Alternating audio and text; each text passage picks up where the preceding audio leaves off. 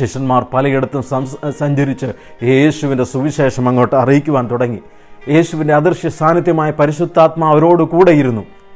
അവരാൽ ചെയ്ത അത്ഭുതങ്ങളാലും അടയാളങ്ങളാലും വീര്യപ്രവൃത്തികളാലും ഹല്ലേലൂയ തൻ്റെ വചനത്തെ ഉറപ്പിച്ചു പോന്നു. അതെ, ആ ഉറപ്പിക്കുന്ന ദൈവത്തിൻ്റെ വചനത്തിൻ്റെ സാന്നിധ്യം ഇന്ന് പൽക്കാലം വ്യാപരിക്കുന്നുണ്ട്.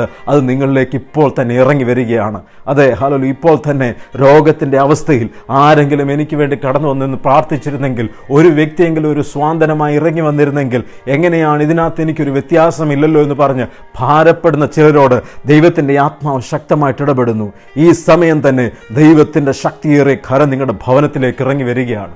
ഉണ്ടാകട്ടെ എന്ന് ഹല്ലേലൂയ ഒറ്റ വാക്കുകൊണ്ട് സകലത്തെ ഉളവാക്കിയ ദൈവം, ഹല്ലേലൂയ മനുഷ്യനെ മണ്ണുകൊണ്ട് തൻ്റെ സ്വന്തം കൈകൊണ്ട് മെനഞ്ഞ ദൈവം, ഹല്ലേലൂയ അവൻ്റെ മൂക്കിലേക്ക് ജീവശ്വാസമൂതി അവനെ ജീവനുള്ള ദേഹിയാക്കി തീർത്ത ദൈവത്തിൻ്റെ അതേ സാന്നിധ്യം ചിലരുടെ ജീവിതത്തിൽ ഒരു ക്രിയേഷൻ പോലെ